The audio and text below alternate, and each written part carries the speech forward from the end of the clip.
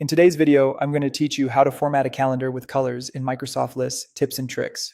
First, open Microsoft Lists from your Microsoft 365 apps. Once you're in, pick the list that holds the items you want to see on a calendar. Make sure this list already tracks dates, such as a start date or due date, so events can appear on the calendar. Next, switch the view to calendar. Use the view switcher at the top and choose the calendar view so your items are arranged by date. Calendar view makes it much easier to spot busy days and deadlines at a glance. Now let's bring in color. Open the view drop-down again and choose Format Current View. This opens the formatting panel where you can control how items look in this specific view without changing the underlying data.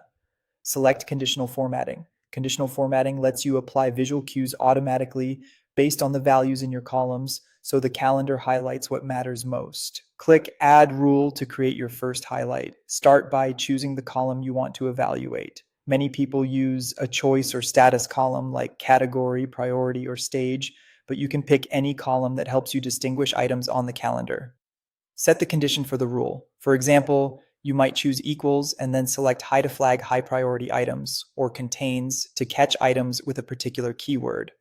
The goal is to translate your business logic into a simple, reliable test. Select a color for that value.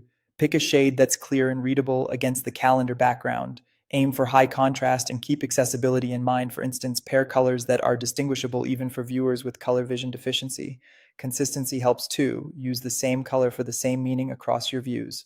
When you're happy with the setup, click Save. Your calendar updates immediately, and items meeting the rule will display with the color you chose. If you want to cover more categories, repeat Add Rule and follow the same steps for each value you care about. Keep the palette limited to a handful of distinct colors so the calendar stays informative, not noisy. That's it.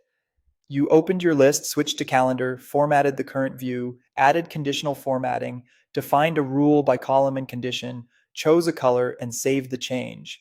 With just a few rules, your Microsoft Lists calendar becomes a visual dashboard that speeds up scanning, prioritizing, and planning. Thanks for watching, and happy organizing.